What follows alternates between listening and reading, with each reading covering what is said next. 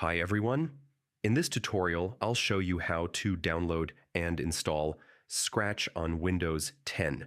This guide is perfect for beginners and educators who want to get started with programming. First, open your web browser and go to the official Scratch website by typing scratch.mit.edu/download. This ensures you get the safe and latest version of the software. Next, select Windows as your operating system. This step is important to make sure Scratch is compatible with your computer. Click the download link to start downloading the Scratch installer. Depending on your internet speed, this may take a few moments. Once the download is complete, locate the file in your Downloads folder or through your browser's download bar. This helps you quickly access the installer for the next step. Double-click the installer to begin, follow the on-screen instructions, and handle any Windows security prompts that appear.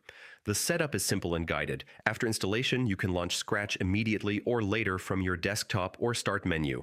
Now you're ready to start creating and experimenting with your projects. And that's it. You've successfully downloaded and installed Scratch on Windows 10. Have fun exploring and creating your own projects, and don't forget to experiment to learn even more. Thanks for watching.